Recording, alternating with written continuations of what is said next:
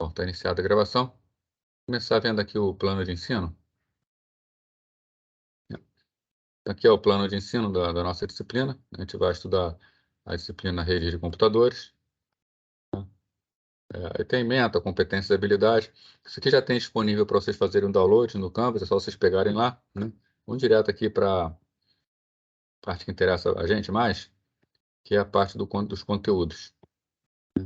Então, qual o conteúdo que nós vamos ver? Nosso conteúdo é dividido em 4 unidades, né? Introduções, protocolos de rede, camadas de aplicação, camada de transporte, camada de rede de roteamento, né? Então, é a parte de mais alto nível de rede de computadores. Tá?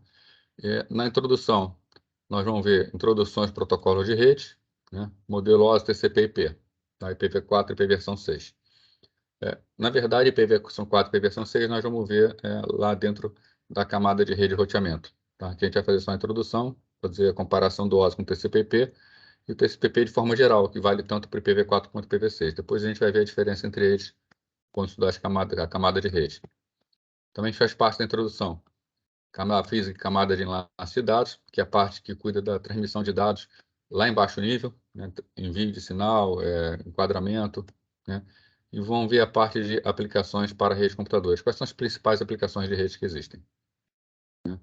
Depois nós vamos partir na unidade 2 para a camada de aplicação, onde nós vamos conversar sobre as aplicações de rede. O trabalho da disciplina vai estar baseado nessa camada. Aqui nós vamos estudar os princípios do protocolo da camada de aplicação, que é como funciona um protocolo, como a gente deve estruturar um cabeçalho. E vamos estudar 3 aplicações. DNS, né? Resolução de nomes na internet. Web, que todo mundo conhece, né? Transferência de arquivos e correio eletrônico, né? E depois, na unidade 3, nós vamos ver a camada de transporte, que é a camada que fica abaixo da camada de aplicação. Nós vamos ver o correlacionamento entre todas essas camadas no modelo OSI. E vamos ver, dentro da camada de transporte, como são os serviços e princípios da camada, né? Vamos estudar o UDP, que é um protocolo sem conexão.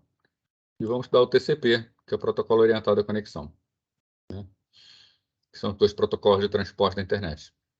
E, por fim, vamos estudar camadas mais baixa da internet, que é a camada de rede. Dentro dela tem todo o conceito de roteamento. Vamos ver quais são os modelos e serviços de rede que existem, né? Vamos estudar a camada de rede na internet, que é o protocolo IP. E vamos ver um pouquinho de roteamento também, como funciona esse roteamento na internet. Normalmente, quando se estuda rede de computadores, se estuda ou no esquema chamado bottom-up, que a gente começa das camadas mais baixas e vai até a camada mais alta, né? Ou da camada mais alta e vai até a camada mais abaixo, né? Antigamente, a gente estudava a melhor forma de estudo, que se estudava mais, era no bottom-up, começando pelos circuitos eletrônicos, as placas de rede, como as placas de rede funcionavam, daí falando sobre entrega na rede. Então, montando primeiro um sistema de comunicações, né? E depois, quando o sistema de comunicações tivesse entendido, a gente ia começando a colocar serviços nesse sistema de comunicações, né? Hoje se prefere uma abordagem diferente, uma abordagem top-down, onde a gente estuda primeiro as camadas mais altas, que é aquela que o aluno está mais acostumado, ele já conhece. Então, a gente começa estudando as aplicações e depois vai descendo nas camadas, mostrando quais os suportes que existem para que tudo isso funcione, né? A ementa aqui, na ordem como está, não privilegia nenhuma das 2 formas, né? A gente vai fazer aqui o top-down. Nós vamos começar por aquilo que a gente está mais acostumado, que são as aplicações, e vamos descendo, né? Então, aqui na introdução, faz parte da introdução falar da camada física de enlace, né? Então, essa parte aqui nós vamos jogar lá para o final, vamos ver depois, tá? Vamos ver lá no finalzinho. Então, nós vamos ver introduções, protocolos, vamos conversar aqui sobre redes, como elas surgiram, por que elas foram criadas, vamos ver as principais aplicações, depois a gente segue descendo nas camadas. Metodologia que a gente tem aqui no ED, como é que a gente vai fazer, né? A gente vai ter aqui nossas aulas teóricas, né? A gente vai ter uma parte de programação também, então, numa das aulas, a gente vai ver como fazer programação para redes, e o trabalho vai ser baseado nessa programação para redes, né? Eu já até coloquei eu havia colocado ontem, mas tinha um pequeno probleminha na parte de entrega, né? Então, eu recoloquei hoje como vai ser o trabalho de vocês. A gente vai conversar sobre ele na semana que vem, tá? Se vocês puderem dar uma lida antes, aí a gente conversa, eu explico melhor como ele vai ser. Mas para fazer ele, a gente vai ter uma aula ainda sobre programação para redes. E aí aquele esquema, né? A primeira nota é um trabalho, A1, A2, A3 são provas, e a gente conclui o curso. Em relação à bibliografia, né? São os dois livros que nós vamos usar, estão aqui, né? O livro do Kuroz e o livro do Tannenbaum, né? Eu coloquei também disponível para vocês os slides.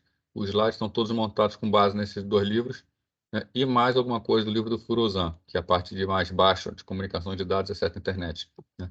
Tanto o Kuroz, quanto o Tannenbaum, quanto o Furozan, né? Eles têm disponíveis para vocês, né? Então, o Kuroz, vocês podem encontrar ele na biblioteca Virtual Pearson, né? Esse livro desculpe, esse aqui é o Tannenbaum, né? Tá tudo bem. O Kuroso também é na biblioteca Virtual Pearson. Esse livro faz uma abordagem do tipo top-down, uma abordagem que a gente vai fazer, onde ele inicia com as camadas mais altas e vai descendo, né? O livro do Tannenbaum é o livro mais clássico, também está disponível na biblioteca Virtual Pearson. É um livro que faz uma abordagem bottom-up. Ele começa com a parte de baixo nível, começa a explicar camada de enlace, camada física, e depois vai subindo. E o livro do Furozan está disponível na minha biblioteca, né? Os principais meios são os dois primeiros, sendo que a maior parte do conteúdo está baseado no livro do Kuroso.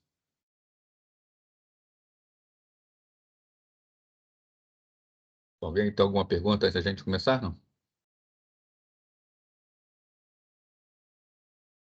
Bom, então vamos lá. Esses slides então estão disponíveis para vocês, tá? É só vocês fazerem o download, já está lá no Canvas, né? Vou fechar aqui o câmera para melhorar um pouquinho. Então nós vamos estudar aqui a parte de rede de computadores, né?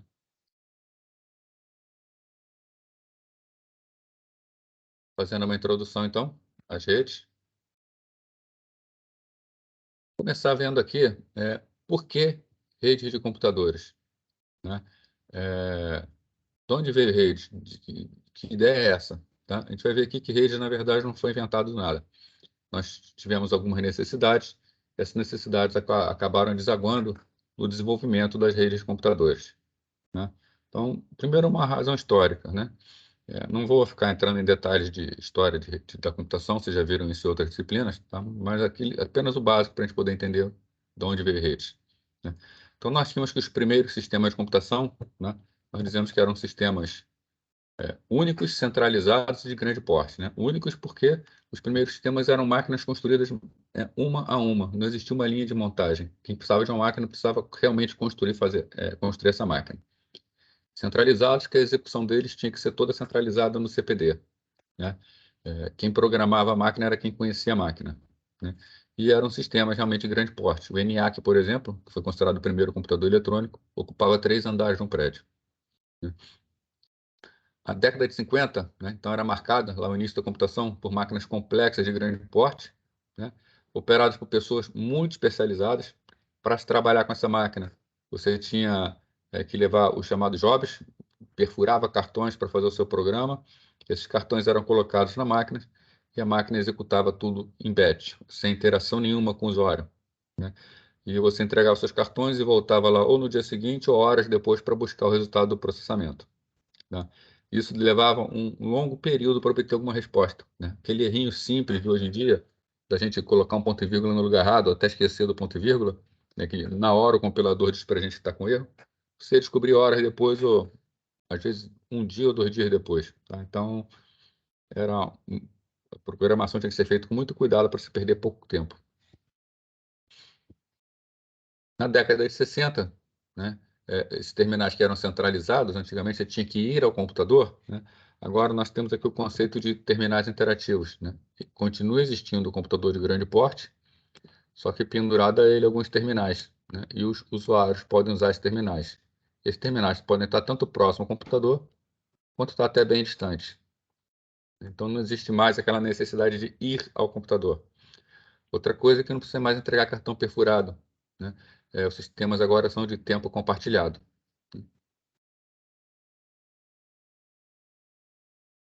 Não, tem a sexta edição. Estou falando do Kuroso, é que o João Pedro está falando que na biblioteca tem a terceira edição. Eles têm várias edições, inclusive a sexta edição, tá?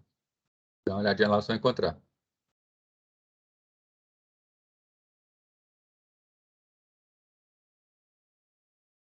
Bom, então, nós temos o sistema de tempo compartilhado, né, onde os vários terminais conseguem compartilhar entre o tempo, dando a impressão que estão usando ao mesmo tempo, e surgem os primeiros sistemas multitarefa, né, podendo executar mais de uma tarefa ao mesmo tempo. Né. A grande diferença para a rede de computadores veio na década de 70, né, onde o sistema centralizado começou a ceder espaço ao que a gente chama de distribuição do processamento, né, um fenômeno chamado de downsizing. As máquinas de grande porte, essas máquinas centralizadas, eram máquinas muito caras, né.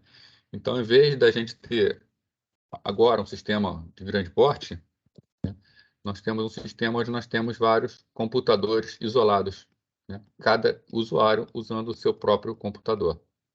Né. Esse sistema, somado, tinha um poder de processamento maior do que um computador centralizado e era muito mais barato de se adquirir e manter. Né. Então, microcomputadores e minicomputadores com bom desempenho, né, levou o quê? A instalação de uma grande base computacional. Além deles terem requisitos menos rígidos, os computadores de grande porte tinham que ter sala com temperatura controlada, umidade controlada. O microcomputador não, ele executa basicamente em qualquer lugar. Né? Mas existia um problema, né? Nós ainda tínhamos equipamentos periféricos, por exemplo, discos grandes eram muito caros, impressoras eram muito caras, não tinha, porque ainda hoje não tem porquê, nem como, pelo preço, colocar uma impressora em cada computador desses. Né? Então, nós temos, por exemplo, uma situação que temos uma impressora, né, e queremos que todos imprimam. Né? Então, surge agora uma necessidade de interconexão. Pegar todos os sistemas e, de alguma forma, fazer interligação deles para que eles possam trocar informações. Né? Não só para o compartilhamento de periféricos, mas também para o compartilhamento de informações. Né? Existiu o quê? Uma necessidade de trocas de informações, que também é bastante importante. Né? A gente tinha um problema de que a mesma informação, se dois usuários diferentes precisassem trabalhar essa informação, no sistema antigo os dois acessavam por terminais e a informação estava no centralizado. Agora não. Se dois usuários precisam trabalhar a mesma informação, essa informação tem que estar na máquina de cada um. E muitas vezes essa informação era inconsistente. Né? Tinha algum problema, um atualizava, o outro não atualizava, e acabou acontecendo de que a informação ficava espalhada por toda a rede, né? De forma não atualizada, o que era um problema para o controle da organização. Né? Então, essa necessidade de troca, desculpa, isso aqui não é necessidade de troca de informações, isso aqui é necessidade do compartilhamento de informações. Né? Além disso, começou a surgir uma necessidade de troca de informações, que é um usuário mandar mensagem para o outro, então, poder conversarem, vamos dizer assim, na rede. Né? Então, a gente vê que, pela história da computação, nós partimos de um sistema centralizado, fomos para um sistema descentralizado, que foi muito bom, mas esse sistema descentralizado precisou de uma forma de comunicação, seja para compartilhamento de recursos, seja para compartilhamento de informação, seja para troca de informação. Né? Então, as redes de computadores, elas vieram e elas nasceram, surgiram para suprir essa necessidade. Né? Não houve, assim, alguém que da noite para o dia sonhou com compartilhamento e inventou. Né? Houve uma necessidade e a gente precisou fazer redes para suprir essa necessidade. Esse foi um dos caminhos que levou à rede de computadores. Tá? Um outro caminho é a própria evolução do sistema de computação. Né? Atualmente, nós temos o quê? Uma grande busca por desempenho.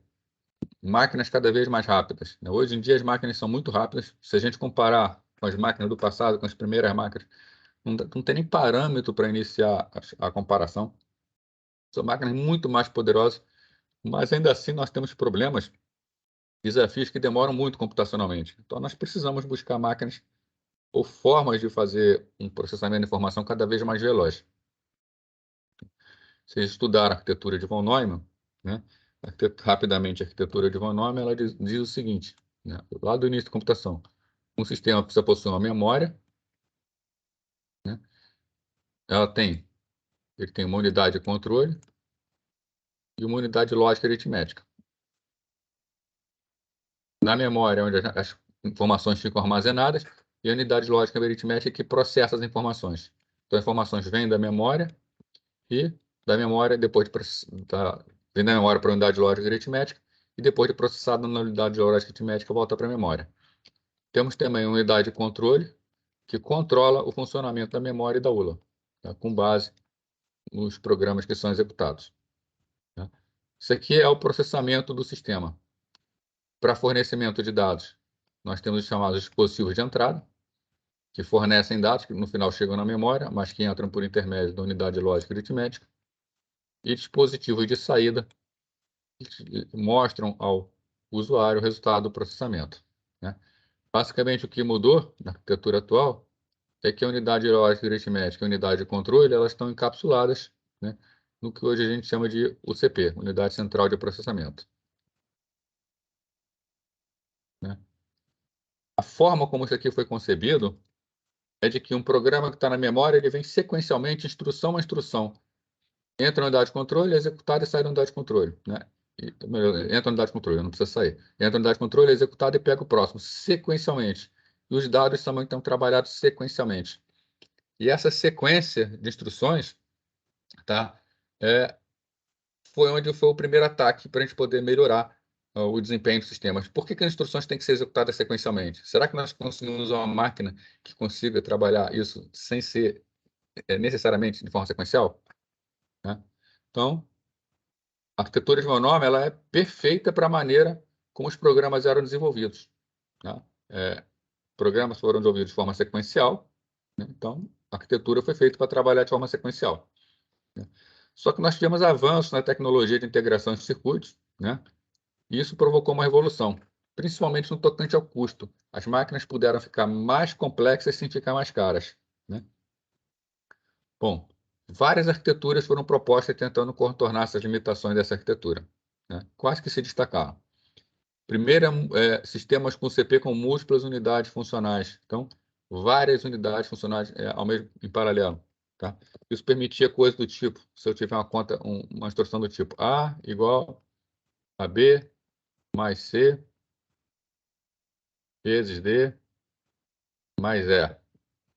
Né? Tradicionalmente, na arquitetura de monômio, eu tinha que ler A, tinha que ler B, somar, voltar com isso para a memória, ler D, ler E, somar, né? Não preciso voltar para a memória que eu vou utilizar novamente, eu preciso trazer agora da memória o B mais C, multiplicar e armazenar em A. Com múltiplas unidades funcionais, eu posso trazer B, C, D e E, faço a soma em paralelo, uma em cada unidade funcional, eu tenho duas ULAs para fazer a soma. Né? Quando termina a soma, cai automaticamente na unidade lógica aritmética, faz a multiplicação e já armazena o resultado em A. Né? Então, isso acelera muito o resultado de expressões. Né? Fora isso, nós construímos máquinas pipeline. Né? O 8086, que é o processador original do PC, já tinha 5 níveis de pipeline. Né? E o que é uma máquina pipeline? Máquina pipeline é aquela que pode estar executando mais de instrução ao mesmo tempo. Uma instrução ela tem uma série de ciclos. Uma instrução ela tem que ser buscada na memória. Né? Então, aparentemente, busca a instrução na memória. Né? Depois, a instrução ela tem que ser decodificada para descobrir o que é a instrução. Né? Depois, a gente busca os operandos. São as 5 fases da instrução aqui.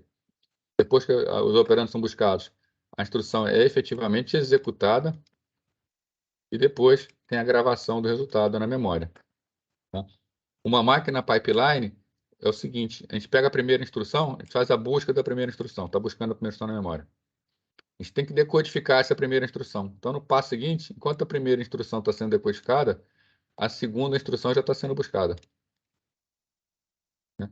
Enquanto ele está buscando os operandos da segunda instrução, da primeira instrução, desculpe, a gente está decodificando a segunda instrução e já pode estar buscando a terceira instrução. Né? Então, as unidades funcionais, que antigamente faziam seu papel, ficavam aguardando a fim da execução da instrução para poder trabalhar novamente, nesse novo sistema, cada unidade está trabalhando já a próxima instrução, enquanto tem outras unidades trabalhando na instrução anterior. Né? Isso nos dá um ganho de processamento. Fora isso, importantíssimo para jogos, por exemplo, são os chamados processadores de matriz ou array processors, né? Que eles conseguem executar a mesma instrução numa série de dados. Então, eu tenho um vetor, eu preciso, por exemplo, somar ou multiplicar os elementos do vetor. O processador cuida de fazer isso tudo sozinho, não precisa fazer um programa para isso. Tá? Isso tem muita importância para muitas aplicações científicas e jogos também.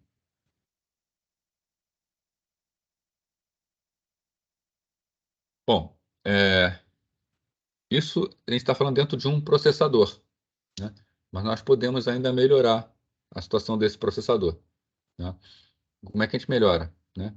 Outra alternativa, contornando essas restrições centralizadas, né, são sequências múltiplas e independentes de instruções em um sistema composto por vários elementos de processamento, né, compartilhando espaço comum de memória.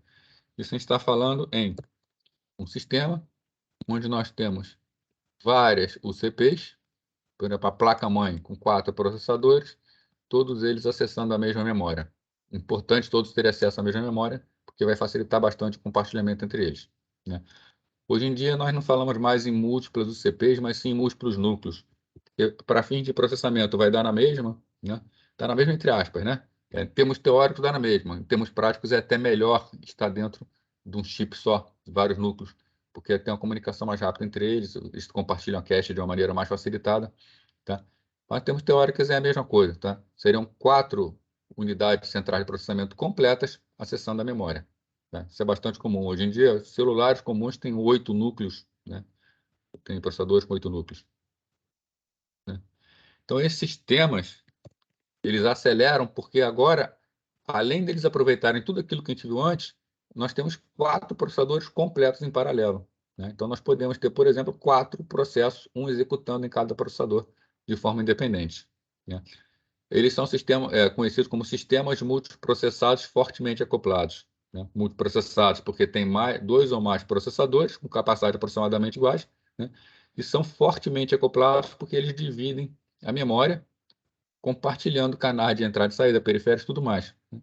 É um sistema controlado por um único sistema operacional, mas tirando proveito de um hardware com capacidade de execução em paralelo, execução paralela real. Bom, aí surgem também, né? Bom, como a gente melhora isso aqui? Já conseguimos pegar uma máquina e colocar vários processadores, né? Isso tudo aqui é, na verdade, uma máquina. Isso aqui é uma única máquina. Nós podemos pegar várias máquinas completas dessa, com vários núcleos cada uma, e tentar ligar essas máquinas para ver se elas compartilham alguma coisa e ganham desempenho. Então surge o que a gente chama de sistemas fracamente acoplados, ou sistema de processamento distribuído, né?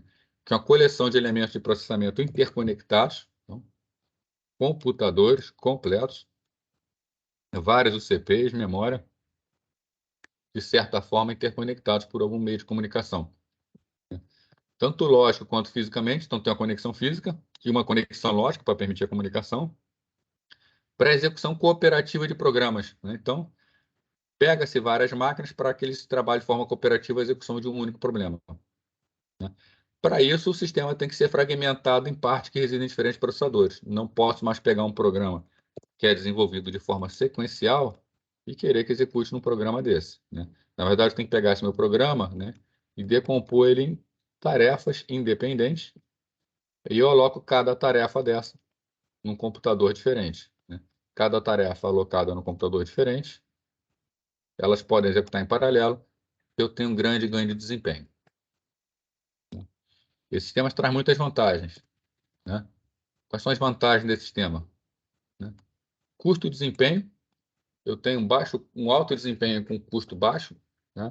É muito mais barato eu juntar máquinas mais simples e comprar um supercomputador. Responsividade, eu tenho um tempo de resposta muito mais baixo, o meu sistema responde mais rapidamente. Modularidade, eu consigo ir aumentando o meu sistema aos poucos, de forma modular, eu posso ir colocando mais módulos e fazendo o sistema ficar melhor. Confiabilidade, confiabilidade com ressalvas, tá? Mas eu posso ter confiabilidade no sentido de que eu posso ter máquinas que tomam conta uma das outras, e se uma máquina pifar, a outra assume. E concorrência, né, que eu tenho realmente uma execução paralela, né? As máquinas estão executando concorrentemente, já que elas são independentes. Mas também tem algumas desvantagens, né? O desenvolvimento de software é mais complexo e mais caro. É mais difícil. Não basta você pegar um software e colocar na máquina dessa. Você precisa decompor o software, precisa trabalhar esse software. precisa de pessoal especializado que saiba como fazer programação em paralelo. Então, um pessoal mais capacitado é um pouco mais caro. A decomposição em tarefas é mais complexa. É mais fácil pensar sequencialmente. É dependente de tecnologia de comunicação devido à alta demanda de tráfego de comunicação. Então, se eu não tenho uma rede muito rápida por trás, com grande capacidade de troca de dados, eu posso ter um grande gargalo na rede. E aqui eu havia falado da confiabilidade com ressalvas, porque a confiabilidade está ligada a esse aspecto aqui, ó. Falha em um processador pode interferir em outro.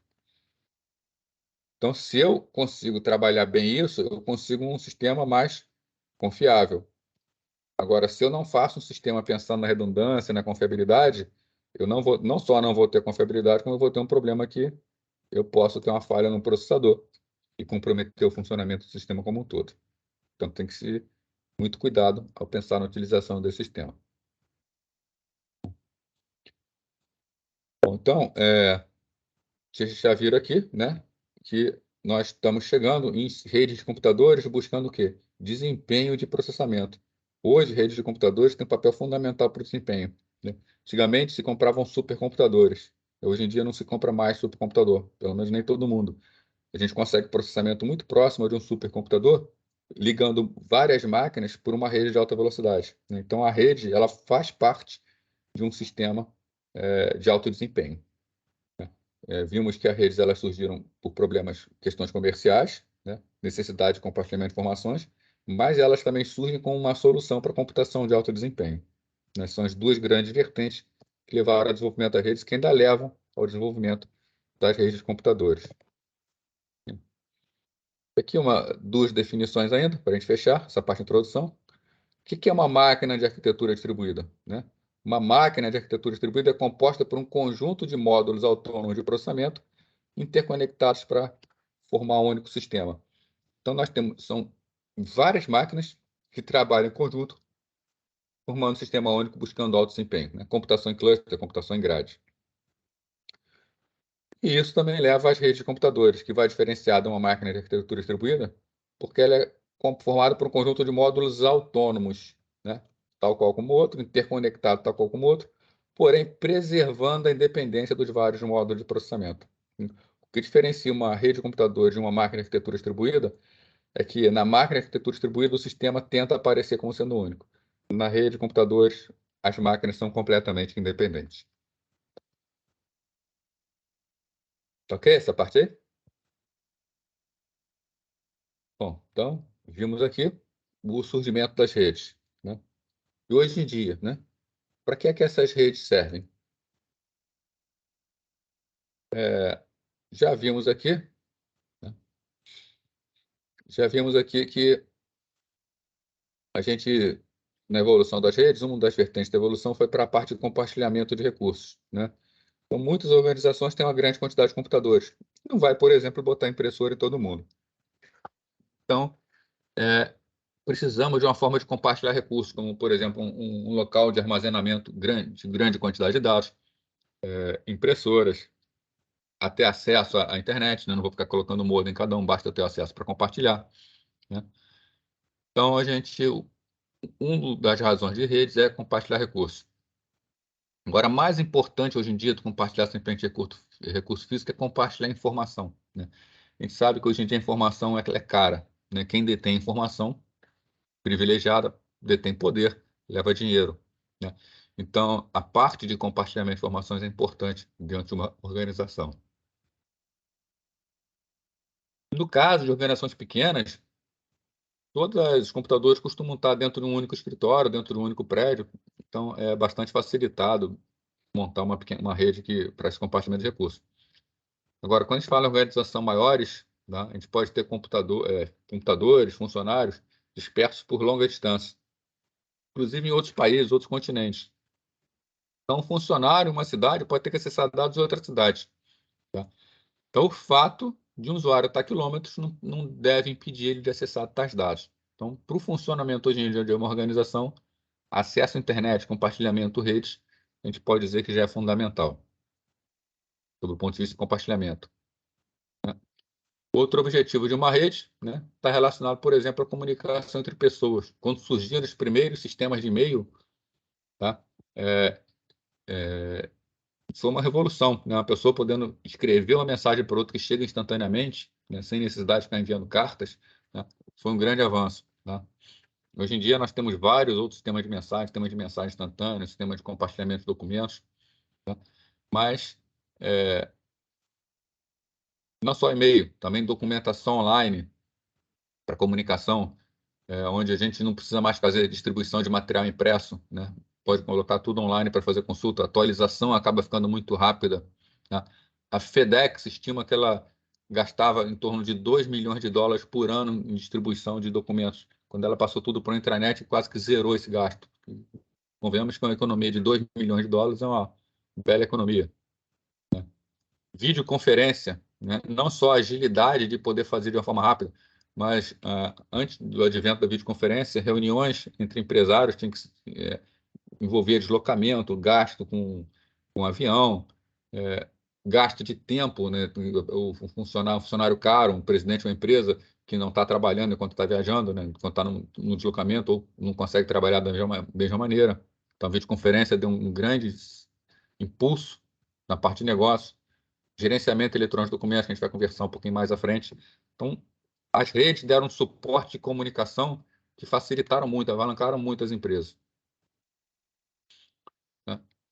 Outra atividade que surgiu também com a rede, né, que faz parte do dia a dia, é a capacidade de realizar negócios eletronicamente, né? Por exemplo, empresa com empresa. Uma montadora de carro que faz a estimativa de fazer a montagem de 100 carros. Não sei quanta montadora monta por dia, vamos supor que 100 carros. Ela precisa de 100 sistemas de injeção eletrônica, vai precisar de 400 pneus, vai precisar de uma série de coisas que sejam entregues para ela montar esses 100 carros. Ela não, uma empresa moderna, atualmente, não sai na rua comprando essas coisas, né? Elas têm sistemas que já interagem com o sistema dos seus fornecedores e, eletronicamente, elas realizam o negócio. É feita a encomenda, tudo eletronicamente, e o fornecedor entrega no momento apropriado. Do ponto de vista de usuário comum, ainda temos a parte de comércio eletrônico, né? O e-commerce, que é a capacidade de a gente fazer compras pela internet. Acho que aqui nesse grupo aqui, se não todos, a maioria esmagadora já fez compra pela internet, está acostumado a fazer compra pela internet, sabe como isso funciona. Isso é possível por redes de computadores. Algumas aplicações, né? Primeiro, aplicações pessoais. No início, as pessoas compravam computador para quê? Processar texto e jogar, em grande maioria, né? O trabalho era texto, quando eu estou botando processar texto, estou falando também de planilha e tudo mais. E jogo, né? Nos últimos anos surge uma nova motivação, tá? O acesso à internet. Então, nós tínhamos o seguinte, as máquinas ficando cada vez mais poderosas, né? As pessoas querendo máquinas cada vez melhores, e quando surge a internet, surge uma rede, a gente consegue ter a facilidade da rede de computadores em casa, novas pessoas que nunca tiveram interesse em usar computador, não tinham costume usar o computador, passaram a querer usar o computador, para acessar rede social, fazer troca de e-mail, né? E acabou acontecendo um fenômeno, né? As máquinas que vinham ficar cada vez melhores abriram espaço no mercado para máquinas extremamente simples, que eram máquinas que basicamente só acessavam a internet. Foram chamados netbooks, se vocês lembram, né? Ou seja, mudaram o nome notebook para netbook, né? Que seria um acesso à rede. Claro que ele fazia tudo que outro computador fazia, mas muito arrastado, muito difícil, né? E houve uma venda muito grande desses netbooks, né? Os próprios tablets, no final, foram a evolução dos netbooks, porque o usuário ele queria só fazer aquela interaçãozinha com a internet. Então, ter monitor, teclado, ter que abrir. O que um tablet faz? Faz tudo que o netbook faz, só que cabe na mão, é mais fácil transportar, fica mais fácil de ser utilizado, né? Então, surge um novo mercado por causa das redes. Alguns dos usos mais populares da internet para o usuário doméstico, né? Acesso à informação remota, principalmente web, né? As pessoas podem ver, por exemplo, artes, fotos, podem realizar negócios, acessar governo, né? Por exemplo, hoje em dia, INSS, meu sogro faleceu ano passado, eu precisei fazer para minha sogra o pedido dela no INSS, foi tudo feito remotamente, tudo feito pela internet, tudo feito por redes, né? Sem precisar ela ficar comparecendo à agência, estão facilitando bastante, né? Consultar assuntos de saúde, jornais, revistas, né? Diversão, tá? Então, tudo mais, tá? Parte de comunicação entre pessoas também, tá? Tenho certeza aí que vários de vocês ou trocaram ou estão trocando WhatsApp nesse momento com outras pessoas, né? Ou seja, grupo, programa de mensagem instantânea, utilização de e-mail, né? Algo que é pouco conhecido no Brasil como newsgroups, por exemplo, são grupos de notícias que também têm um tráfego enorme na internet. Mais recentemente, a criação das redes sociais, né? Tem o pessoal que não consegue, né? A primeira coisa que faz quando acorda é olhar a rede social e a última coisa que faz quando vai dormir é olhar a rede social, né? Isso sem olhar, sem contar as espiadinhas durante o dia. Treinamento interativo, né? Vídeos sob demanda, como YouTube, Netflix, jogos, jogos online, mesmo console de videogame, pessoas jogando uma com os outros, né? A Amazon, a própria Netflix está com um projeto de jogos via internet, sem você precisar fazer o download do jogo. Comércio eletrônico. Então, uma série de aplicações que hoje em dia faz parte do dia a dia das pessoas, que só acontece porque existem redes de computadores, né? Se a gente for pensar até na coisa mais simples do mundo, uma pessoa que não quer interação nenhuma, ela acorda, toma o seu café da manhã e vai trabalhar. Se ela vai trabalhar de ônibus, ela vai pegar e usar o seu cartão, né, do ônibus. Esse cartão, para funcionar, tem uma rede de computadores por trás dele para dar suporte. Se a pessoa vai de carro, normalmente paga gasolina no cartão de crédito. Para pagar cartão de crédito, tem uma rede de computadores por trás disso. Então, faz parte da vida das pessoas. Só para citar algumas abreviações corriqueiras, ninguém precisa ficar decorando isso, é só para vocês saberem o que são essas palavras, né? Mas aqui são todas aplicações que nomes que nós damos para aplicações específicas de rede, né? Então, por exemplo, B2C, Business to Consumer, né? Negócios para consumidor. São sites de compra online. Você entra num site de uma loja, você vai fazer uma compra, né? Você está interagindo com o sistema B2C, né? Quando a gente chama o sistema B2B, Business to Business, né? É um fabricante solicitando peça a um fornecedor, por exemplo. E negócios entre empresas, né? G2C, né? Government to Consumer, do governo para o consumidor. Hoje temos vários serviços, né? Já falei aqui sobre o INSS, tem o portal GovBR, transmissão de declaração de imposto de renda. Então, várias facilidades que os governos dão para a população, né? Tem um chamado de negócio C2C, né? Consumidor para consumidor, né? Leilões online de produtos usados, venda de produtos usados. Foi como começou, por exemplo, o Mercado Livre. Hoje tem várias lojas vendendo no Mercado Livre, mas no início era pessoa para pessoa, muito produto usado, né? E outro tipo de aplicação chamada P2P, que é peer-to-peer, que é, por exemplo, compartilhamento de arquivos por BitTorrent, tá? Onde usuários interagem diretamente com usuários, tá? Bom, então essas são as aplicações para pessoas, né? E para a gente fechar aqui, vamos ver aqui algumas aplicações básicas. Quais são as aplicações básicas que existem para redes de computadores? Bom, a aplicação mais básica, que a gente já viu, né? Já falamos aqui algumas vezes, é o compartilhamento de um periférico mais caro entre diversos microcomputadores, né? Então, a rede conecta diversos equipamentos dos usuários, né? E esses equipamentos usuários eles funcionam, né, como estação de trabalho e equipamentos servidores, né, para troca de informações, né? Se a gente coloca um disco, por exemplo, de grande porte, e uma impressora numa máquina, a gente vai chamar de máquina servidora, essa máquina vai estar servindo aos outros usuários da rede.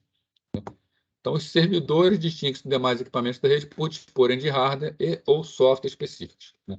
Na verdade, o que define um servidor é o software que executa nele.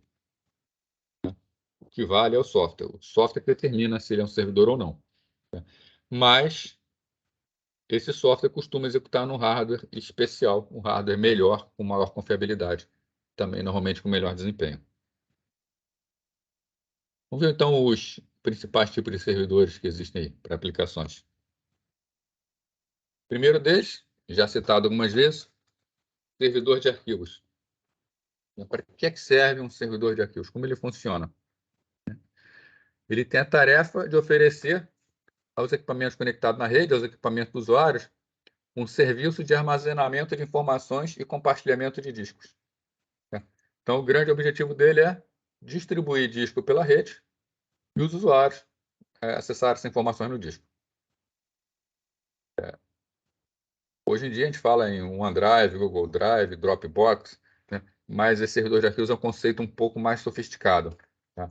É um local onde você expande o seu disco como se fosse um acesso a um disco local, né? Mas todo o armazenamento está efetivamente numa máquina remota. Né? O seu funcionamento, para ter desempenho adequado, tem que ser realmente numa rede local de computadores. Quais são as atribuições do gerenciador de arquivos? O que elas incluem? O Marcos está perguntando aí se tem um grupo de WhatsApp. Seria interessante, se vocês quiserem montar um grupo e botar aqui no chat, não tem problema nenhum. Bom, as atribuições do servidor de arquivo incluem, então, né, gerenciar o servidor de arquivos, tá? Desculpa, um sistema de arquivos, né? Então, um sistema de arquivos fechado, onde vão ter arquivos, vão ter pastas que vão ser compartilhados entre todos os usuários, né? Que possa ser utilizado pelo usuário em substituição ou adição ao sistema de arquivo existente na própria máquina. Tá? Então, a máquina do cliente enxerga o disco do servidor como se fosse seu próprio disco. Né? Garantir a integridade dos dados. Então, ele tem que ter uma política de proteção em caso de falha do sistema. Né? Como todos os dados de todo mundo vai estar nesse servidor, ele tem que ter um bom sistema de proteção para que não haja inconsistência e os dados não se percam. Ter backup, ter tudo mais. E implementar uma política de proteção contra acesso não autorizado. Já que tem dados de vários usuários, tem que ter uma proteção para que um não acesse, principalmente não altere dados de outros. Outro objetivo que precisa ser alcançado é que ele precisa atender simultaneamente aos requisitos de gerência de diferentes sistemas operacionais. Então, se eu estou acessando servidor de arquivos com máquina Linux, se eu estou acessando ele com máquina Windows, ele precisa fornecer esse acesso de modo que os sistemas consigam utilizar.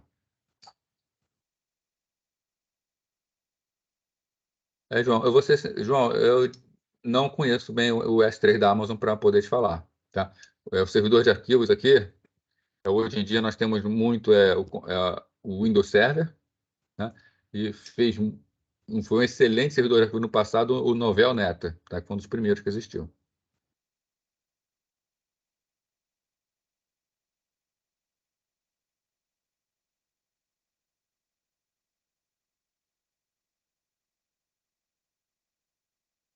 Bom, acesso. Bom, esse acesso do usuário ao sistema de arquivos, né, ao servidor de arquivos, ele pode ser implementado de 3 maneiras distintas. Tá? Isso aqui é mais razões históricas. Né? A primeira forma, o sistema operacional da máquina usuária é alterado, né, de modo que ele é visto como uma extensão. É isso que acontece hoje em dia. Tá? Os outros dois a gente vai ver só por razões históricas. Na verdade, o sistema operacional da máquina usuária nem precisa ser mais alterado. Ele já vem preparado para. Né? Ele só vai ser alterado para alguma coisa muito específica. Né? Se eu pego um servidor de arquivos novo no mercado, eu vou precisar de um driver para alterar.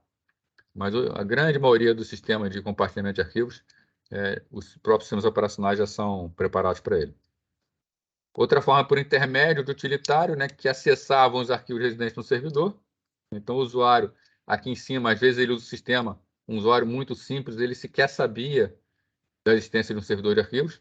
Aqui não tem como esconder esse usuário, já que ele precisa explicitamente acessar. E outra forma é por intermédio, através de primitivas específicas para solicitar serviço. Né? Isso aqui é mais para o programador. Hoje em dia, o que nós temos é a primeira opção. Né? Os sistemas operacionais já vêm preparados, isso é praticamente transparente para o usuário. Então, a ideia é de onde a gente tem um servidor com várias pastas, essas pastas são compartilhadas entre os usuários. Cada usuário acessa como se fosse local, mas na verdade está tudo no servidor. Né? E algum tipo de proteção existe, por exemplo, a pasta specs, ela pode ser acessada por esses dois usuários, mas o usuário mais à direita não tem o acesso, né? Tem um esquema de proteção contra acesso.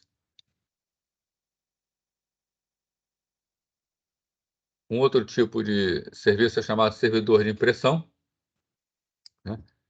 Ele tem como finalidade, né, oferecer aos computadores um serviço de impressão, compartilhando a impressora entre vários usuários.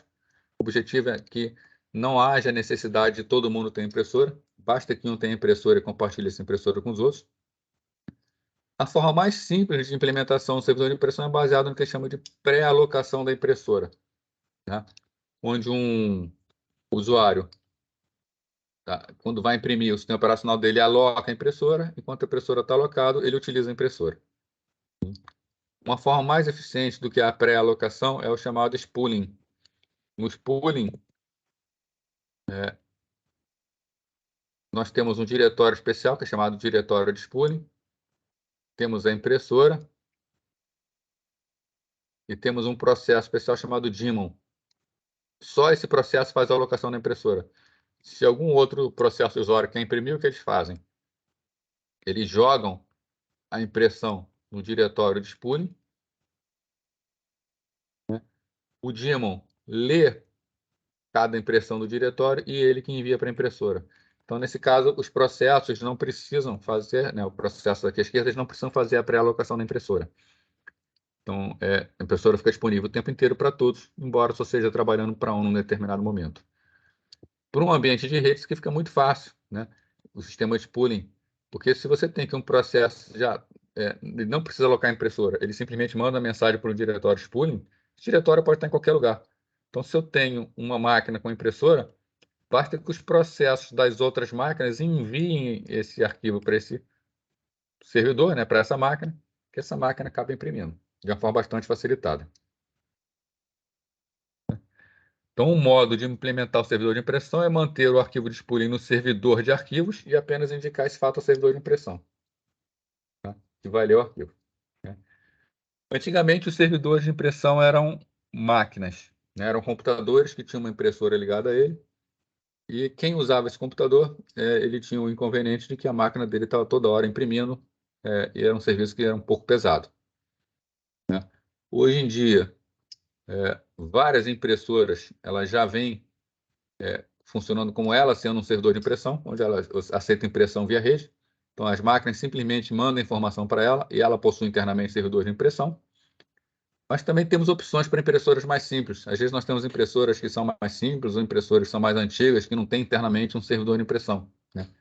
Então, podemos utilizar equipamento como esse aqui, por exemplo, né? Um USB Print Server. É pequenininho, tem na frente uma tomada de rede, onde você encaixa um cabo Ethernet. Atrás tem uma porta USB que sai para a impressora. Então, a impressora é ligada via porta USB nele, para a entrada de alimentação, e a gente, colocando isso em qualquer impressora USB, a gente transforma uma impressora USB numa impressora de rede. Isso aqui é a versão Wi-Fi dele, né, que recebe por Wi-Fi, tem a saída USB. Aqui temos um tipo que liga diretamente na impressora, sem necessidade de cabos, né, tamanho Wi-Fi. Aqui é para impressoras mais antigas, impressoras paralelas Centronics, né? Do outro lado ele tem uma porta paralela do tipo Centronics que liga também diretamente na impressora. Tá, então, o Matheus criou aí o grupo de WhatsApp, né? Quem não está vendo aí, acessar o WhatsApp já consegue acessar o chat, já consegue entrar no grupo.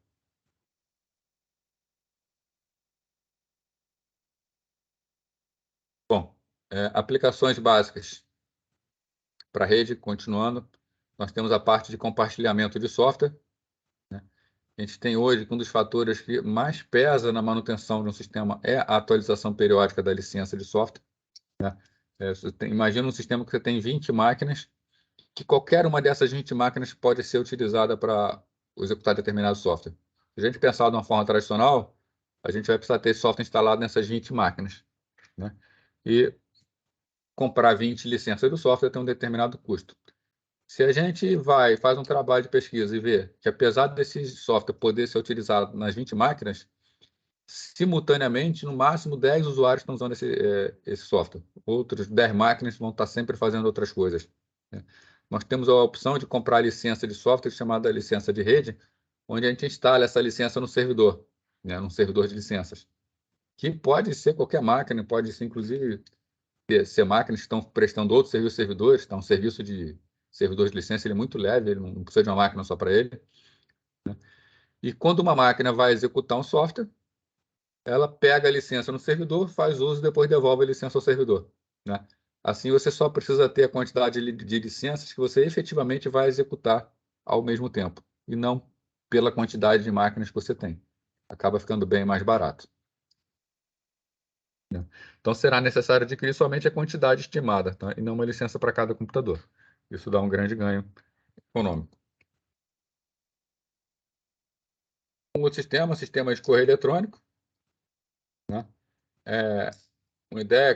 A ideia dele é permitir que os usuários comuniquem uns com os outros. Acho que todo mundo aqui usa e-mail, né? Não precisa ficar explicando muito como funciona o e-mail, né? A gente vai entrar em detalhes mais para frente, a gente vai mais para frente do curso ver como é o funcionamento efetivamente de um servidor eletrônico. Tá? Mas basicamente, cada usuário tem uma caixa postal e as mensagens são armazenadas nessa caixa postal. Servidor de banco de dados é um advento que nasceu após as redes, né? E fundamental, né? O que acontece com as redes? Nós tínhamos antigamente, antes de ter uma rede, o que a gente tinha? Tinha um computador, e esse computador tinha uma pequena base de dados com as informações, um pequeno banco de dados, e ele trabalhava com as informações todas locais. Né? Então, sempre que o computador precisava acessar essa informação, ele acessava a sua base local, muito rápido, é disco local, sem problema nenhum. E o negócio começa a evoluir e nós temos várias máquinas instaladas. Né? E quando a gente instala essas várias máquinas, o que acontece? Para que o sistema funcione, eu preciso do mesmo sistema na máquina, eu tenho que ter uma cópia das bases de dados em cada máquina. E eu começo a ter um problema. Se eu começo a trabalhar dados em máquinas diferentes, o conteúdo delas é diferente. Eu posso ter conteúdo e informação diferente em máquinas diferentes. Então, para evitar isso, o que a gente faz? A gente pega esse mesmo sistema, né? Só que em vez de o sistema ficar nas máquinas individualmente, a gente coloca aqui um servidor de arquivos. Esse servidor de arquivos tem toda a informação, e sempre que uma máquina dessa necessita, né, ela roda o programinha dela, e o programinha, em vez de ler localmente, ele lê no servidor de arquivos. Só que aí começa a ficar complicado, porque vamos supor que a minha base cresceu, eu tenho uma base aí que tem 4 GB, cada consulta eu preciso ler a base inteira para fazer filtragem. Cada vez que o sistema precisar fazer uma consulta, eu vou ter que trafegar 4 GB de informação pela rede. E ali 4 GB, eu estou falando de um sistema pequeno. Né?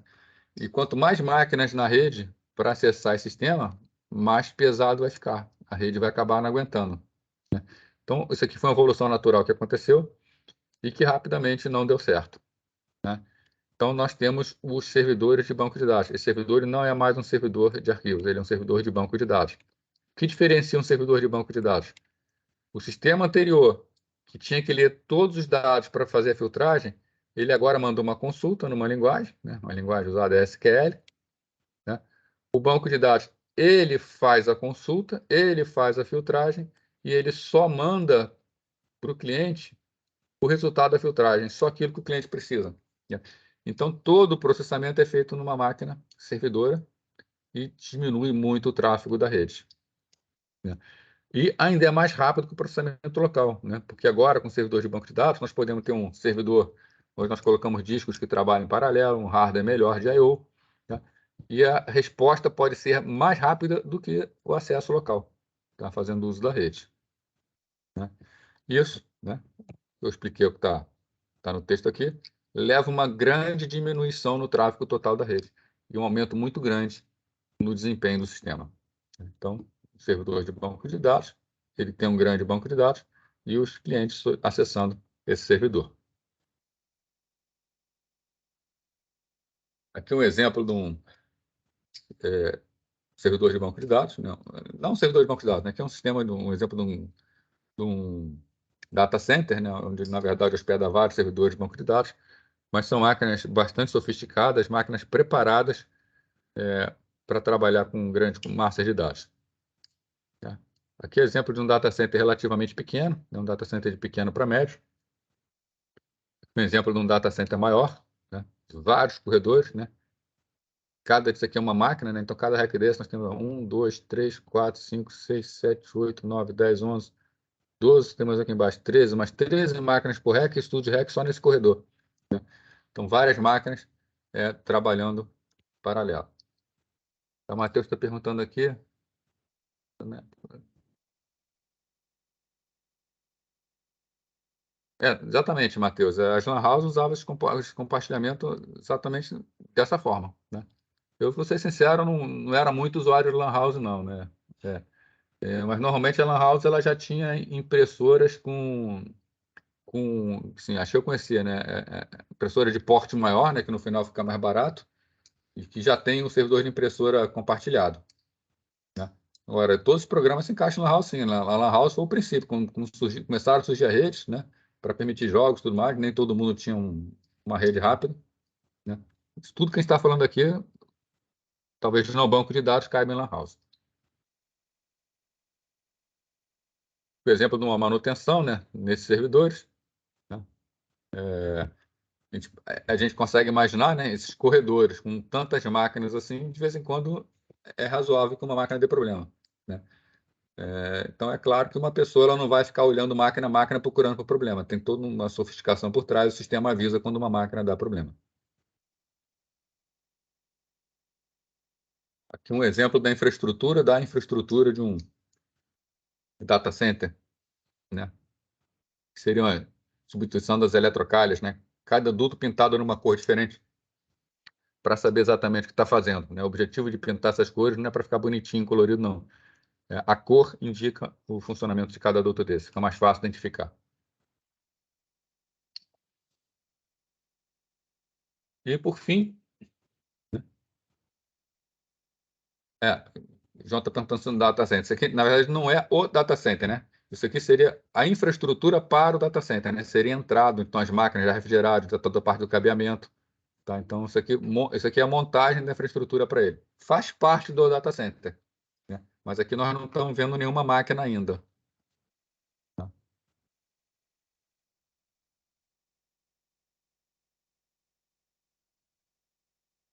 Bom, data center mesmo, né? Espelha mesmo data center é esse aqui, ó. Tá? Data center de um porte maior. Tá? Google, Microsoft, por exemplo, tem algumas dezenas de data centers como esse espalhados pelo mundo só para eles, né? Outros data centers são para prestar serviço para clientes, né? Hoje em dia é mais barato você alugar uma máquina num data center desse do que você manter uma infraestrutura, por menor que seja, tá? Porque aqui você tem toda a parte de refrigeração, você tem toda a parte de segurança. Pessoa não entra, que não é autorizado, não entra aqui de jeito nenhum. Você tem garantia de energia elétrica ininterrupta, tem redundância de comunicação. Então, o serviço que um data center oferece, é, não tem por que hoje em dia eles querem manter os servidores na empresa. A não ser que seja uma razão muito particular, por exemplo, segredos industriais importantíssimos que você não quer confiar no data center, aí você mantém máquinas realmente locais.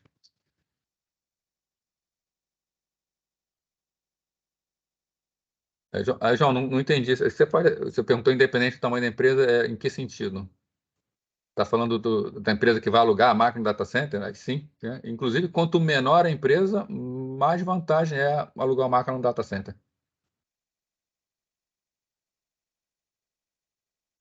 Assim, hoje em dia a empresa ela não investe num data center próprio, ela aluga, é chamado colocation, né? Ela aluga colocação no data center. Tá? Ela aluga um espaço, aluga determinada máquina, ela paga pela máquina. Inclusive permite crescimento, né? É, o data center da Amazon, por exemplo, a Amazon, para você iniciar o seu negócio, é, não, mas você tem uma máquina no data center, não quer dizer que você não vá montar o seu servidor, não, né?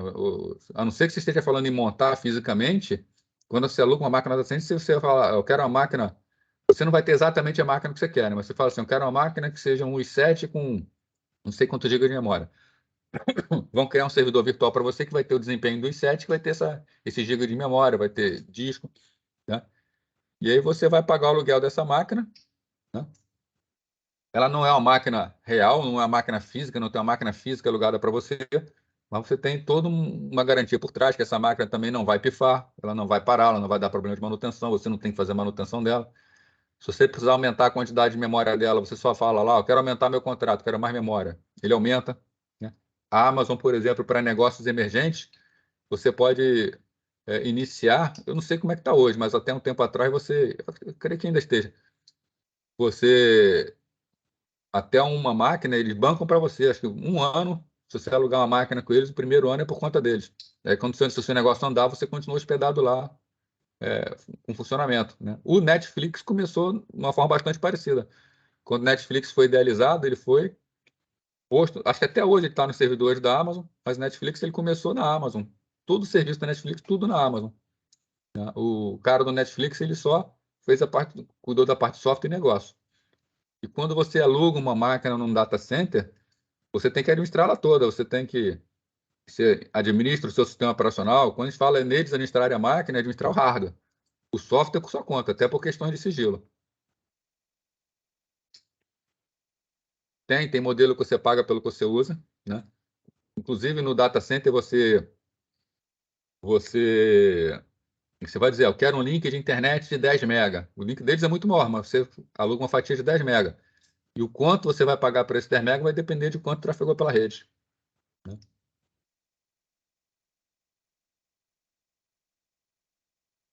O João está falando aí sobre Firebase, né?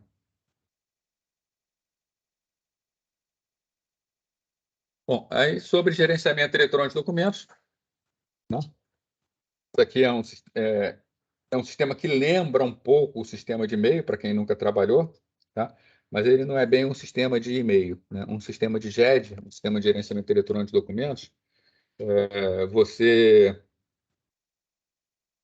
implanta um sistema na sua empresa onde a ideia é substituir o papel, relatórios, documentos, pedidos, tudo acontece via computador. Então, vamos imaginar que você precisa fazer um pedido de uma compra, tá? Numa empresa, tradicionalmente, você preenchia um requisito, um formulário, levava para o seu chefe assinar, seu chefe assinava, depois você pegava, levava para a pessoa que ia comprar, essa pessoa que ia comprar disparava os processos e falava com o fornecedor, depois chegava a almoxarifado. Então, todo um processo que requeria uma grande papelada, né?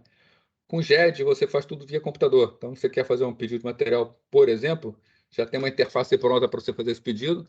Você descreve o que você quer, você justifica.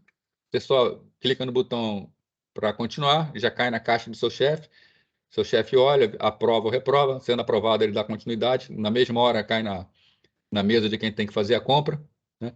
Então, pelo simples fato de não estar trafegando papel, já provoca uma agilidade muito grande no funcionamento no dia a dia de uma empresa, tá? Então você agiliza, as coisas funcionam de forma mais rápida, você tem todo um registro do que está acontecendo, né? Não tem papel, não some, né? Porque o cara deixou o papel cair no meio do caminho, o que aconteceu, né? Ninguém sabe, morreu aquele assunto. Num GE de papel não some, num sistema tradicional desse que eu falei, você fez o pedido, se você quiser saber como a coisa está em andamento, ou não sabe, eu tenho que ficar entrando em contato com terceiros para saber, né? É o Paulo botando um derrama café, né? Se derramar, derrama no computador, né? Vai estragar o computador, mas não perde o pedido.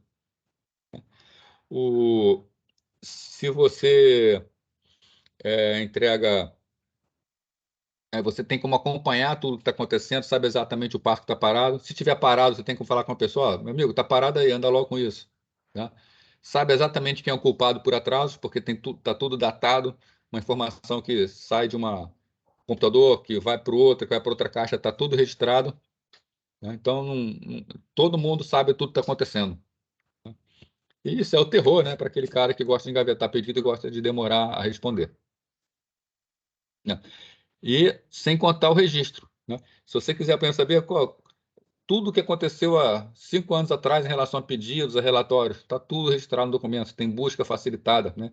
Se você precisa saber fazer um documento igual que já foi feito no passado, você tem como fazer uma cópia e modificar, né? É bastante interessante, é bastante útil, né, para qualquer que seja o porte, qualquer que seja o nível da empresa, né? Como exemplo aqui, um dos líderes de mercado nessa área é o chamado Lotus Notes.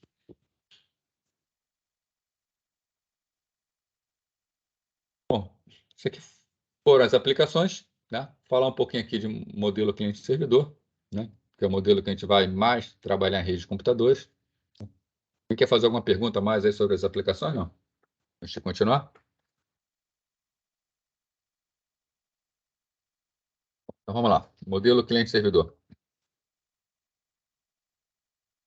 Imagina então um sistema de informação de uma empresa que consiste, por exemplo, em um ou mais bancos de dados, né? Aqui tem servidores, inclusive, diferentes na imagem, né? Então, nós temos um modelo onde nós temos servidores que são máquinas que estão para, como o nome diz, prestar algum serviço, né? As máquinas clientes que utilizam os serviços desses servidores. Toda a comunicação entre cliente e servidor se dá por intermédio da rede. Tá? Mas o modelo cliente-servidor, ele é chamado modelo cliente-servidor não exatamente por termos máquinas clientes, termos máquinas servidores. É claro que é necessário isso, né? Mas o modelo cliente-servidor, ele basicamente é pelo comportamento, né?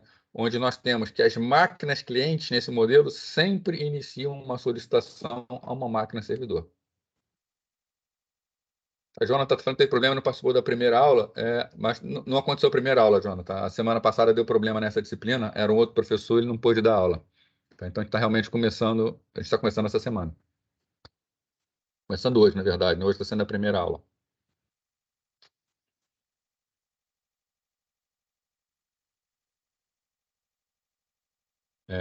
Então, vamos lá. Então, os dados, eles ficam sempre armazenados nos servidores, né? E os usuários, os funcionários, têm suas máquinas chamadas clientes, né? Que acessam dados remotos, né? Eles são sempre acessados por intermédio de uma rede, é conhecido como modelo cliente-servidor. Mas o comportamento mesmo, que dá o nome modelo cliente-servidor, é o comportamento de que, para haver um serviço prestado, primeiro, o processo do cliente envia uma mensagem pela rede ao processo servidor, né? Então, no modelo cliente-servidor, é o cliente quem inicia, né? O que é ser esperado, né? Por exemplo, um servidor web, ele não sai perguntando aos clientes quem quer a página dele. Um servidor de banco de dados, ele não sai oferecendo resultados de consultas que ninguém pediu, tá? Um servidor de GED, ele não sai oferecendo para as pessoas fazer as coisas, né? Então, é sempre o cliente que solicita alguma coisa ao servidor, é sempre o cliente que inicia, né? Depois que o cliente envia essa mensagem, o segundo passo, ele espera a mensagem de resposta, né? Depois que o servidor processa, o servidor recebe a solicitação, ele executa o trabalho, ele envia de volta uma resposta, né? Então, uma interação cliente-servidor é máquina-cliente, envia uma solicitação à máquina-servidor e o servidor envia a resposta ao cliente, né? Então, requisição, resposta. Os sistemas operacionais atuais permitem a execução de vários processos simultaneamente, a multiprogramação, né? Então, isso quer dizer que um servidor, por exemplo, ele pode estar executando mais de um processo servidor ao mesmo tempo, né? Um servidor ele pode ser ao mesmo tempo um servidor de web, um servidor e-mail, um servidor de banco de dados. Vai ficar pesado, mas ele pode ser. Assim como o cliente pode estar executando vários softwares clientes. Assim como ainda, né, é possível que um sistema possua simultaneamente processos clientes e processos servidores executando em um hospedeiro, né? Então, por exemplo, esse cara aqui. Vamos imaginar o seguinte: acesso à web. O cliente solicita uma página web, mas para essa página web ser montada, a gente precisa de acessar um banco de dados. Então, nós temos ainda aqui um servidor de banco de dados. Então, nós temos aqui o servidor web e um servidor de banco de dados. O cliente solicita a página. O servidor web, para montar a página, ele solicita informações ao servidor de banco de dados. O servidor de banco de dados responde ao servidor web, o servidor web monta a página e responde ao cliente. Nesse caso, o servidor web está atuando para o lado de cá, ele é um servidor. Para o outro lado, ele é um cliente. Então, essa máquina intermediária aqui, ela é ao mesmo tempo servidora do browser, mas cliente do servidor de banco de dados, tá? Por isso que a gente fala, o que determina se é cliente ou servidor é o software. Mais do que isso, né? Na mesma máquina, eu tenho software servidor e eu tenho software cliente. Às vezes, o mesmo software funcionando de forma diferente. O João está perguntando se são sistemas multiprogramáveis. A evolução do multiprogramável, né? Aqui é o multiprogramável, que nós temos vários processos, e nós temos até uma evolução dele, que é a multitarefa, a princípio, que nós temos várias tarefas executando ao mesmo tempo, tá? Então, são sistemas multiprogramáveis e sistemas multitarefa, né?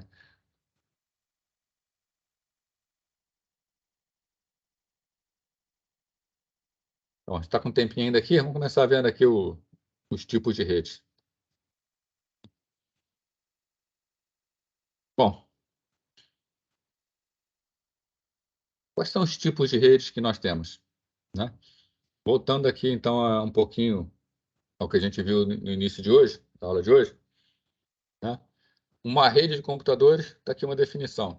Ela é formada por um conjunto de módulos processadores capazes de trocar informações e compartilhar recursos interligados por um sistema de comunicação. O que nós estamos interessados aqui na parte de rede de computadores é efetivamente esse sistema de comunicação. E o que é um sistema de comunicação?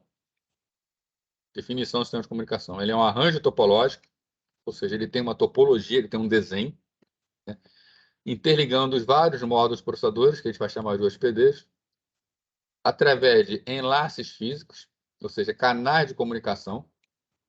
Então, é assunto de rede de computadores, tais canais de comunicação, e de um conjunto de regras, ou seja, os protocolos que fazem que as coisas funcionem, né? Então, em rede de computadores, as três palavras-chave: o desenho da rede, para impactar no seu funcionamento, a ligação entre as máquinas, a ligação física, e a parte lógica, que são os protocolos que mantêm tudo unido, tudo funcionando. Essas redes elas podem se classificar de várias formas, sendo que duas se destacam, né? A escala, ou seja, o tamanho, e a tecnologia de transmissão, tá? Começando pela tecnologia de transmissão. De forma geral, nós temos dois tipos de tecnologia de transmissão. Nós temos a chamada rede de difusão e a rede ponto a ponto, tá? Que respeita como a informação trafega pelo enlace físico, tá? De agora em diante, nós vamos, na verdade, expandir tudo isso aqui, tá? Isso aqui é a nossa centrada em redes de computadores. Tá? Bom, então, qual a diferença entre rede de difusão e rede ponto a ponto que vai influenciar muito no funcionamento da rede? Rede de difusão, a gente diz que é uma rede que possui um único canal, tá? Aqui um único canal ligando as várias máquinas. Tudo que uma máquina envia pela rede chega em todas as demais, tá? Então, as mensagens enviadas por uns hospedeiros são recebidas por todos os demais. Então, se essa máquina quer mandar para essa e todas recebem, como a gente sabe qual é a máquina de destino? É obrigatório colocar o endereço destino, né? Então, essa máquina aqui coloca o endereço dessa aqui e envia a mensagem pela rede. A mensagem chega em todas as máquinas, as outras percebem que não é para elas e a máquina destinatária fica com a mensagem. Isso é uma operação conhecida como difusão, tá? Por isso que são redes de difusão, ou em inglês, né, broadcast. Alguns sistemas, né, o Ethernet, por exemplo, que é o mais usado, eles também permitem o chamado multidifusão, ou multicasting, que é chamado um grupo de máquinas. Então, por exemplo, essas três máquinas se inscrevem formando um grupo. A quarta máquina ela pode mandar a mensagem para o grupo. Quando chega para o grupo, na verdade, chega para todas as máquinas, as outras duas que não fazem parte do grupo desprezam, e as mensagens que fazem parte do grupo, mensagens não, desculpe, as máquinas que fazem parte do grupo, ficam com as mensagens. Então, o que caracteriza a difusão? Um único canal ligando a todas as demais, né? Já as redes ponto a ponto, cada ligação liga um par de máquinas. Então, por exemplo, nós temos uma ligação aqui que só liga essas duas máquinas, uma ligação que só liga essas duas, uma outra que só liga essas duas, tá? Então, consistem em conexões entre pares individuais de hospedeiros. Então, para ir da origem ao destino, pode ter que visitar um ou mais hospedeiros, né? Aqui não. Qualquer máquina que eu vá enviar, manda que chegue em todas as demais. Então, basta enviar uma vez que chega. Aqui, por exemplo, para enviar dessa máquina para essa máquina, pode ter que passar por a máquina aqui, pode ter que ser passado por essa máquina aqui, pode fazer esse caminho aqui, podem fazer vários caminhos diferentes. Mas o fato é que precisa visitar alguma outra máquina, não tem como ir direto. Não existe ligação direta entre essas máquinas. Nesse caso, nesse tipo de rede, nós vamos precisar dos chamados algoritmos de roteamento. O algoritmo de roteamento é o algoritmo que vai escolher o caminho que vai fazer para chegar até o destino. A rede doméstica, normalmente, é esse tipo aqui, rede de difusão, tá? Em casa, a gente costuma ter redes Wi-Fi ou rede Ethernet. Rede Ethernet que a gente tem em casa, ela, na verdade, ela tem esse formato aqui, esse cabeado. Você tem um switch, normalmente o próprio roteadorzinho doméstico no papel de switch, você liga várias máquinas por cabos. Tá? Aí aqui nós temos uma questão que a gente vai estudar mais para frente, que esse tipo de rede Ethernet ele cria dois níveis de rede. Nós temos chamado a topologia física e a topologia lógica. A topologia física desse tipo de rede aqui, ela é uma topologia como essa daqui, né? Ponto a ponto. Tá? Porque a ligação é feita ponto a ponto. Nós temos um cabo ligando dois. Porém, o comportamento disso aqui é um comportamento de difusão, que é uma máquina manda informação, a informação propaga para todos os demais. Na verdade, vai ter mais questões aí, pode ou não propagar, tá? Então, vamos pensar na maneira mais simplista aqui. Esse tipo de rede ele é projetado de forma que a informação chega para todos os demais. Então, o comportamento dela é um comportamento de difusão. Então, a gente diz que na rede doméstica é uma rede de difusão. Tá? Mas a nível físico, a nível de ligação física, é ponto a ponto. Tá? Então, nós temos uma diferenciação entre comportamento físico e comportamento lógico. Tá? Numa rede, normalmente, nós privilegiamos o comportamento lógico. Então, nós dizemos que isso aqui é uma rede de difusão. Mas, fisicamente, é ponto a ponto. Tá? Diferente, por exemplo, se a sua rede for Wi-Fi. Se a sua rede for Wi-Fi, você tem uma antena que manda a informação pelo ar para todo mundo. Então, chega todo mundo ao mesmo tempo. Né? Então, o Wi-Fi é, por definição, um meio de difusão. Embora em redes de longa distância possa ser utilizado como ponta a ponta. Mas é um caso particular que a gente também vai ver para frente. Né? Mas tudo que a gente vai discutir mais para frente. Tá? Enquanto está só fazendo a introdução aos conceitos. Tá legal aí? Ficou clara a confusão?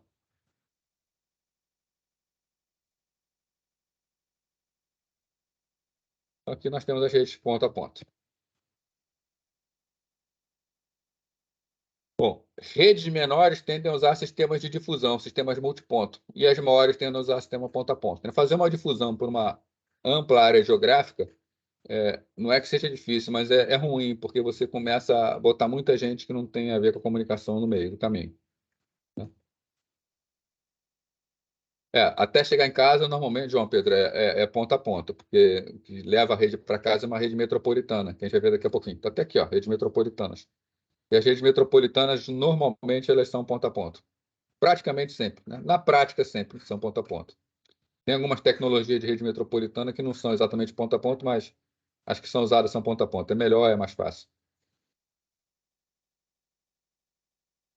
Redes menores tendem a utilizar sistema de difusão, né? E as maiores ponta a ponta. Tá?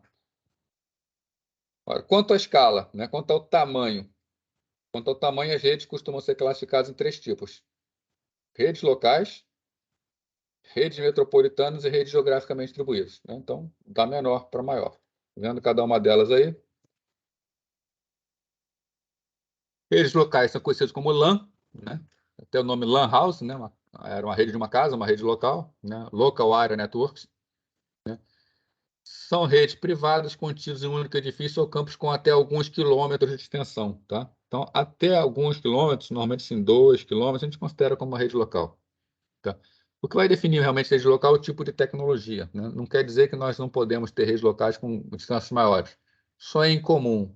Quando começa a ter distâncias muito grandes, começa a utilizar outros tipos de comunicação. Né? São muito usados para conectar computador pessoal, estação de trabalho. Né? A rede vamos falar assim, a rede que o usuário interage. Né? Possui tamanho restrito, então o pior tempo de transmissão é limitado e conhecido com antecedência. Então a gente consegue construir aplicações que têm essas restrições em redes locais. Por exemplo, um servidor de arquivos funciona muito bem em rede local. Né? Funciona igualmente bem, mais ou menos, em rede de longa distância. Assim, em termos de funcionamento, funciona, mas não vai ter o desempenho esperado. Né? É projetada para permitir recursos computacionais como impressora em disco sejam compartilhados com facilidade. A gente está falando em alto nível, né? Por exemplo, uma máquina Linux, uma máquina macOS, uma máquina Windows. O sistema operacional de rede dela já traz essa facilidade de compartilhamento. As tradicionais possuem taxas que variam de 100 a 1000 megabits por segundo. Né? Antigamente tinha as de 10, eu já até tirei as de 10 dos slides, né? Porque hoje em dia assim, é muito raro um equipamento de rede de 10 megabits, é um equipamento muito velho. Os próprios equipamentos de 100 megabits já estão saindo. E estão ficando mesmo os equipamentos de gigabit, né? Que é o 1000 megabits. E já está chegando aí, né? O equipamento de 10 gigabits por segundo. e possuem baixa taxa de erros, né? Baixa taxa de erro é 10 a menos 8 a 10 a menos 11. O que quer dizer 10 a menos 8 a 10 a menos 11? Vamos pegar o pior caso. 10 a menos 8 é o pior caso. Tá? 10 a menos 8 significa que você vai ter 8 zerinhos aqui.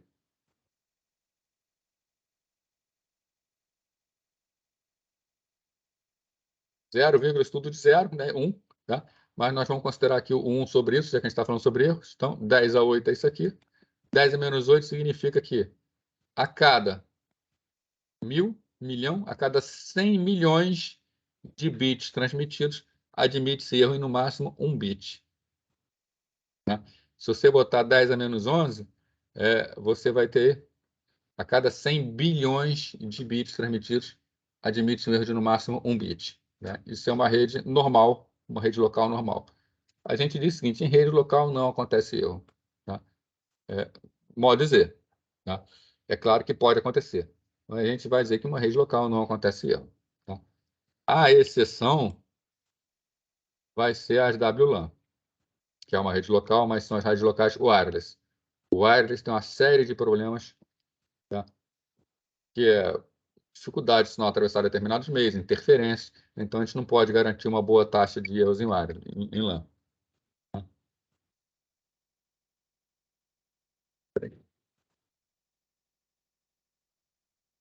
É, continuando aí. Que exemplo de rede local? Uma rede local interligando vários computadores. Tá? Às vezes, ocupando a rede local, ela pode andar num prédio, pode estar numa casa, mas a rede local é uma rede pequena, ocupando o andar de um prédio, uma coisa parecida. Já as redes metropolitanas, versão ampliada de uma LAN, quando a gente fala em versão ampliada, é porque as tecnologias de rede metropolitana elas são muito parecidas com as tecnologias de rede local, inclusive com as mesmas capacidade e taxa de transmissão, com a mesma capacidade de taxa de erros, então são bastante parecidas. O que vai mudar é a forma como elas são montadas, uma coisa ou outra na tecnologia, e o objetivo grande delas, né, é ser uma rede de redes. Então, a gente vê aqui na figurinha, que isso aqui é uma rede local. Né? Aqui nós temos uma outra rede local. Temos outra rede local. O objetivo da rede metropolitana é interligar as redes locais.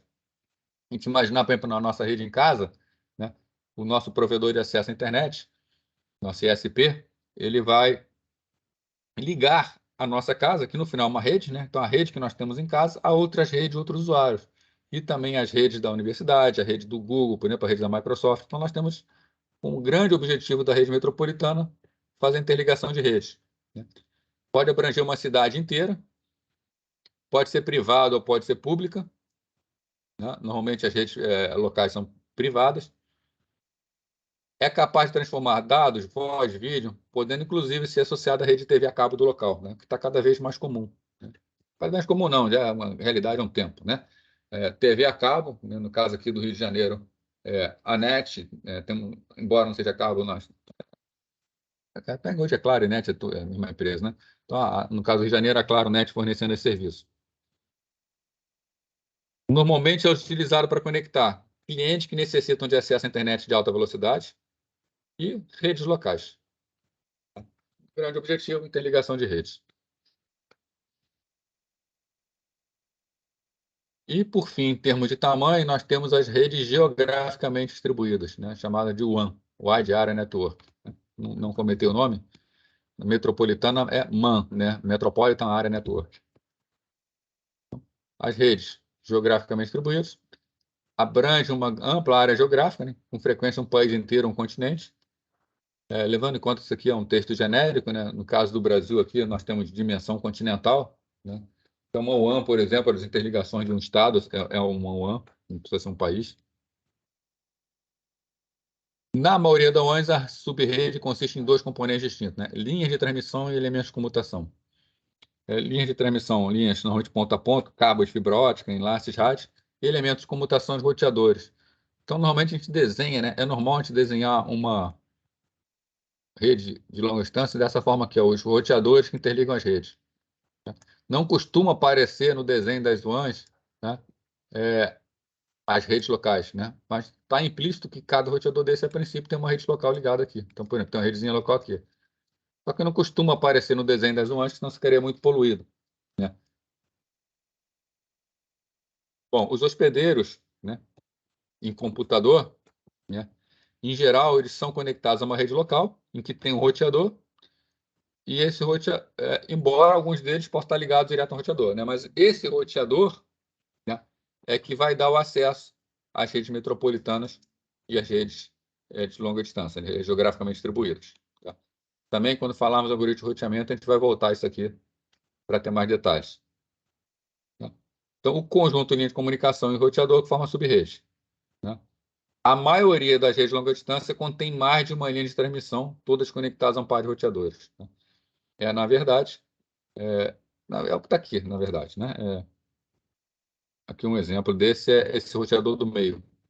Ele tem mais de uma linha, ele está conectado a 3 outros roteadores, e sempre entre os roteadores, formando um par, uma ligação ponto a ponto. Tá? É o que caracteriza uma rede geograficamente distribuída em laços ponta a ponta. Isso aqui pode ser satélite, tá? Pode ser cabo de fibra ótica, pode ser enlace rádio, pode ser cabo coaxial, tá? Pode ser laser, pode ser um monte de coisa. Aqui é o exemplo, né, de ligações de redes geograficamente distribuídas, né, ligações entre continentes com cabos, via satélite, transmissões de rádio, tá? Então, as várias tecnologias possíveis. Colocando numa hierarquia, né, nós temos as redes locais. Normalmente, as redes locais são interligadas por intermédio de redes metropolitanas, e as redes metropolitanas interligadas por redes de longa distância, redes geograficamente distribuídas. Sendo que algumas redes locais elas podem estar ligadas diretamente a redes metropolitanas, a redes geograficamente distribuídas. Uma outra forma de ver, uma cidade, com várias redes locais dentro dos prédios, os prédios sendo interligados com a rede metropolitana, formando uma cidade, a cidade ligada para uma mãe. Um desenho parecido, né? As lãs dentro dos prédios, os prédios sendo ligados por uma mãe, e as mães sendo ligadas por uma rede geograficamente distribuída. Né? Então, esses são os conceitos aí de redes com relação ao seu tamanho.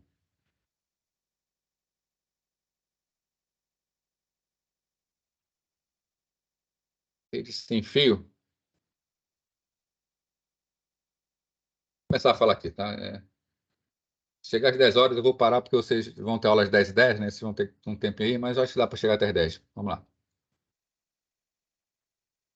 Lembrando que eu falei no início, tá? As chamadas são feitas, eu vou usar o próprio Teams para fazer a chamada. Então, quem tiver como convidado, se possível aí, fazer o possível para colocar um nome claro, colocar o nome, né? Em vez de nome artístico, botar o nome mesmo no Teams, tá? Rede sem fios, tá? É um tipo de rede, né? Não é uma classificação, né? É um tipo. Vamos comentar ele aí. Elas podem ser divididas em 3 principais categorias, né? São redes para interconexão de sistemas. Nós temos as chamadas LANs sem fio e as chamadas redes geograficamente distribuídas sem fios. O que é uma rede de conexão de sistemas?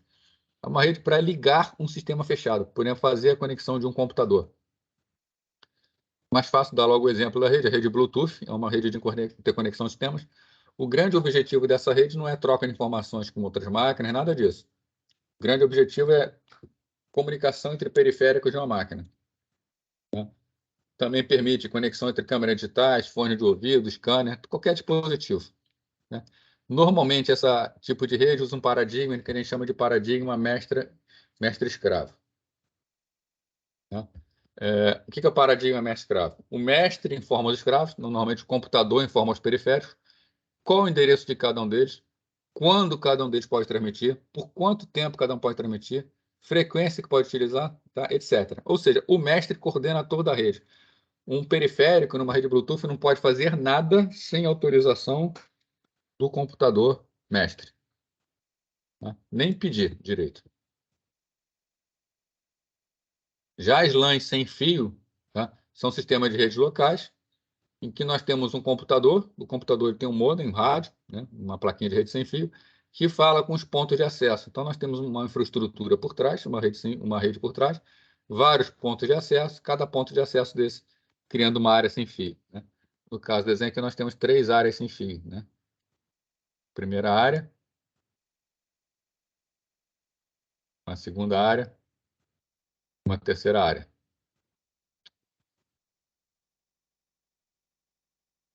Então, tem uma antena central que permite a comunicação e toda a troca de informação é feita pela rede sem fio, né? Se um computador de uma área quiser falar com o computador de outra área, ele manda para o AP dele, via uma infraestrutura, chega no outro AP, que chega na outra máquina, né? E, normalmente, cliente 3, cliente 4, eles não falam diretamente. O normal é cliente 3 manda para o AP manda para o cliente 4. Sempre passando pela infraestrutura a comunicação. Estou falando normalmente, tá? Tem uma exceção aí, que a gente vai ver também para frente. E nós temos redes geograficamente distribuídas sem fio, né? 4G, 5G, são exemplos de WANs sem fio, né? Redes de longa distância, alcança grande distância, né? Quer dizer, o 5G, o 4G, na verdade, seria mais uma rede metropolitana, né? Rede de longa distância sem fio é mais satélite mesmo, enlace rádio, tá? A gente consegue rádios aí que fazem transmissões a altíssimas velocidades a distâncias muito grandes, tá? Gigabits por segundo a quilômetros e quilômetros de distância, tá? Centenas de quilômetros de distância.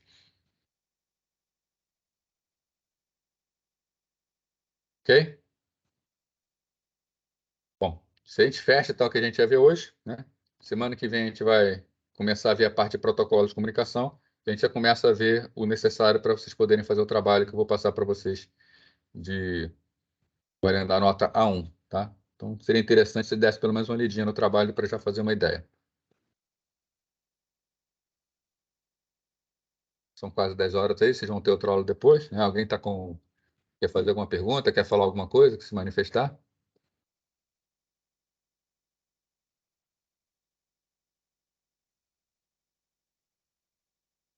Só baixar logo uma chamada aqui, para garantir caso não receba. Então, já estou com a lista de presença baixada.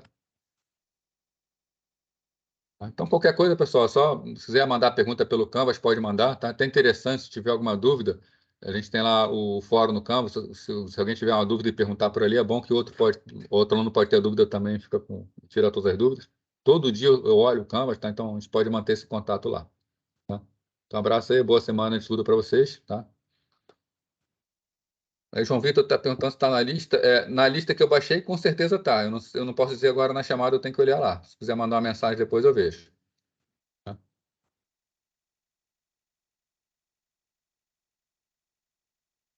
Boa semana para todos aí. Qualquer coisa que quiser, chama que eu vou ficar aqui ligado mais uns 3, 4, 5 minutinhos, né? Um abraço aí. Até mais.